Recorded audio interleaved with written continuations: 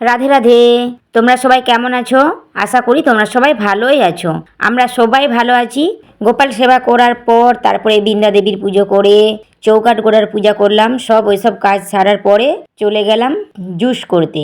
কেননা আজকে আমার বর গিয়েছে সকালে বাজার আর আমাকে বলে গিয়েছে জুস করতে। সাধারণত তো সে নিজেই জুস করে আমার দিকে সবাইকে জুস খাইয়েই যায়, কারণ না হলে খেতে দেরি হয়ে যায়। আজকে আমাকে বলে গিয়েছে আমাকে করতে হবে। তো আমি আছে কিছু না কিছু ভুলে যাচ্ছি আর বারবার করে উঠে যাচ্ছি। আর কেন ভুলে যাচ্ছি জানো তো? এই জুসটা আমি তো করিনি, কোনো দিনই করিনি, আমার বরই করে। এইটা হচ্ছে যে আমলকি আছে, পুদিনা পাতা আছে আর অল্প থালকুন পাতা আছে। তো এটার জুস করতে হবে, এটা আমি করিনি। বিটের জুসটা প্রায় করি। হ্যাঁ, আর একটা জুস করেছি, ছাঁচি কুমড়োর জুস করি, অনেকে আবার সাদা লাউ বলে। তো তার জুসও করেছি, এটা করা হয়নি। তো আমি খেয়ে নিয়েছি। তারপরে ওদের জন্য রেখে দিয়েছি বাপ বেটির জন্যে। কিছুক্ষণা বাদে আমার মেয়ে নিচে আসলো। তারপরে জানো তো আমার মেয়ে বলছে, মা তোমার মনে আছে আজ শিবরাত্রির দিনে আমরা কোথায় ছিলাম? আমি তখন বলছি কোথায়?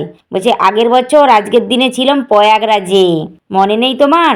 ওখানে ত্রিবেদী সঙ্গমে স্নান করে তারপরে চলে গিয়েছিলাম কাশী বিশ্বনাথের মন্দির।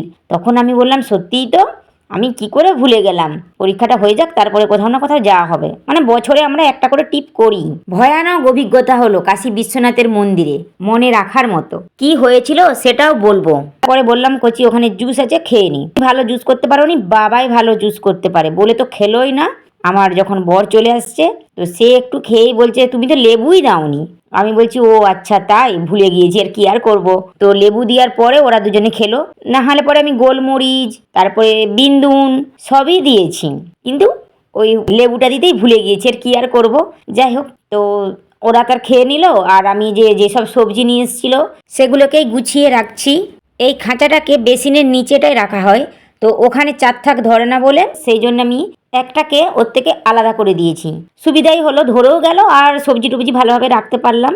তো ভালো করে সব কিছু পেঁয়াজ আলু তারপরে মূলো গাজর বিট মটরশুঁটিটা আজকে অল্পই নিয়ে এসছে। অন্যদিন তো দেখি 1 কিলো 2 কিলো করে নিয়ে আসে, আজকে যাই হোক অল্পই নিয়ে এসছে। টমেটো কাঁচা লঙ্কা এইসব ভালো করে গুছিয়ে ওখানটাতে পরিষ্কার করে ঝাঁটিয়ে রাখলাম। একটা আলুর তরকারি কুকারে করে তারপরে চলে গেলাম জমিকে শাক তুলতে চলে গিয়েছিলাম। বেথো শাক, এটাকে তো আমাদের এখানে বেথো শাক বলে, যেখানে যেরকম যে নাম দিয়েছে। তো আমাদের দেখেই থাকবে যে প্রত্যেক দিন শাক সবজিটা হয়ই হয়, কারণ আমার বর শাক সবজি না হলে তার হয়ই নি, কারণ বাইরে তো ওইসব পেতো না, সেই জন্যে। যাই হোক, শাকটা তুলে নিয়ে আসার পর মুড়ি টুড়ি খেয়ে শাক বেছে দুজনে মিলেই শাক বাচ্ছি।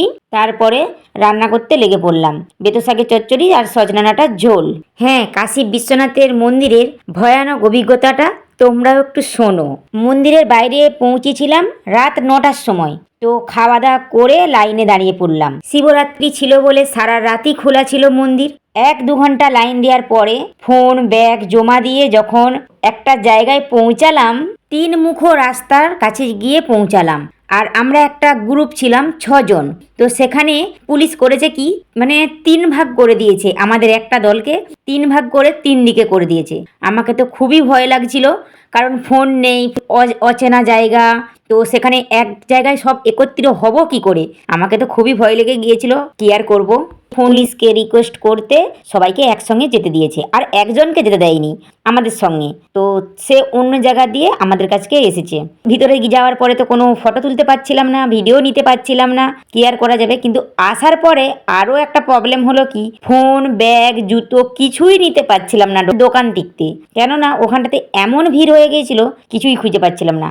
বাঁশ দিয়ে ঘিরে রেখেছিল, তো সেটাকে ডিঙিয়ে আমার মেয়েকে পাঠানো হচ্ছে, কারণ ও ছোট ছিল। তো পুলিশ তখন চলে এসছে, বলছে ওইদিকে যাওয়া যাবে না। তো অনেক রিকোয়েস্ট করার পর তারপরে আমার মেয়ে গেল, সকলের জুতো দেখে দেখে নিয়ে আসলো। তারপরে পরে আবার আসলাম, আর বাইরে থেকে একটা ফটো তুলেছিলাম। তারপরে তো ভোরের দিকে যখন ওখান থেকে বেরিয়ে আসছিলাম, অটোমেটিক একটা ভাঙা ব্যারিকেড আমার গায়ের উপরেই পড়ে গেল। ভয়ানক অভিজ্ঞতা হলো কাশী বিশ্বনাথের মন্দিরে, মনে রাখার মতো।